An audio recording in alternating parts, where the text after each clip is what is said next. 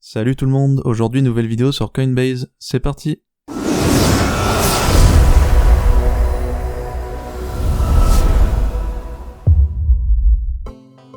Donc dans un premier temps, je vous conseillerais de passer par un lien d'affiliation, tout simplement parce que vous avez 10$ de Bitcoin gratuit quand vous en achetez pour 100$, et ça les donne aussi à votre parrain, donc autant en profiter. Donc quand vous vous connectez, vous arrivez sur le tableau de bord. Sur le tableau de bord, vous pouvez voir le prix du Bitcoin, Ethereum et Litecoin, parce que sur un compte Coinbase, vous pouvez avoir ces trois crypto-monnaies là. Et ensuite, vous pouvez voir leur évolution depuis une heure, une journée, une semaine, un mois, un an, et jusque depuis le départ où elles ont été créées.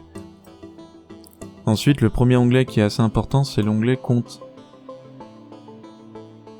Donc là, vous pouvez voir vos soldes en Bitcoin, Ethereum, Litecoin, et aussi le solde que vous avez en euros. Ensuite, vous avez l'onglet outils. Ça permet de gérer vos adresses Bitcoin et aussi vos adresses Ethereum et Litecoin. Donc vous avez l'onglet transactions récurrentes qui vous permet de planifier un achat de Bitcoin, par exemple tous les jours ou toutes les semaines ou tous les mois suivant... Enfin, c'est vous qui définissez la fréquence du coup.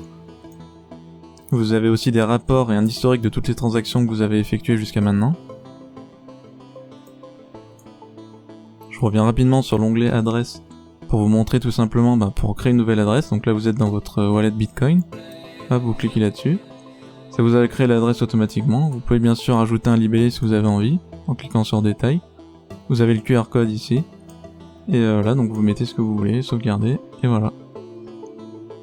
Après donc l'onglet paramètres.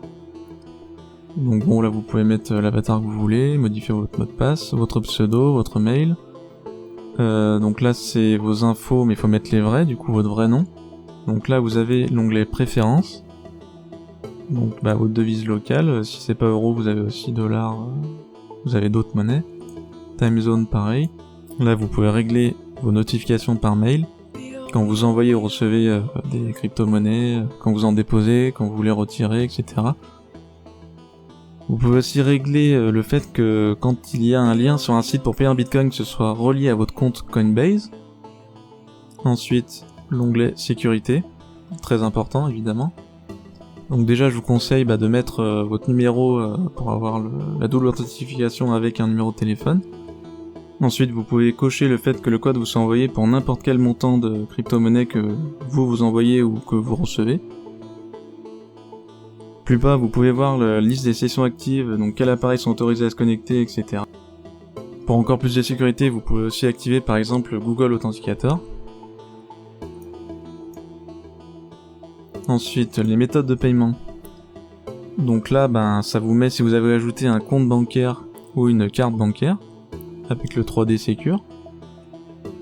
Pour vérifier votre compte, je sais qu'il faut que vous envoyiez 1€ sur leur compte à eux.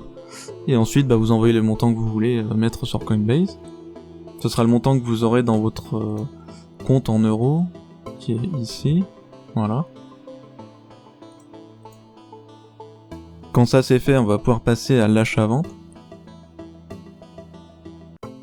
Donc là, vous avez le prix du Bitcoin, de l'Ethereum ou du Litecoin, suivant ce que vous voulez acheter. Donc le prix actuel. Après, sachant que ça peut changer assez vite, dans une heure, ça peut être 100€ de plus, 100€ de moins. C'est les crypto-monnaies, de toute façon, c'est encore très volatile. Et là, du coup, vous allez pouvoir choisir soit avec votre dépôt que vous avez fait par virement sur votre portefeuille euro, soit avec votre carte bancaire. C'est les deux méthodes qui sont disponibles sur Coinbase. Et ensuite, quand vous avez choisi, vous pouvez tout simplement mettre le montant que vous voulez acheter en bas. Ça va vous sortir un montant en Bitcoin. Alors là, vous voyez, du coup, il y a 2€ de frais. Malheureusement, depuis quelques temps, Coinbase est tellement populaire qu'ils ont vraiment augmenté leurs frais. Mais bon, ça reste pas si énorme que ça comparé à d'autres sites, il y en a d'autres qui se prennent des marges de 8, 9, 10%. Donc c'est encore acceptable. Bon, après si je change le montant, je sais que ça va changer légèrement. Voilà, bon là c'est 3€. Si je mets 70, c'est toujours 3€. Si je mets 60, c'est toujours 3€, d'accord. Si j'en mets 50, par contre, ça repasse à 2€. Bon. Bien sûr, achetez que ce que vous pouvez vous permettre de perdre, parce que là, ça monte depuis des mois, voire des années, mais ça monte en dents de scie. Il y a eu plein de fois où c'est retombé de haut, et du coup, faites vraiment attention à ça.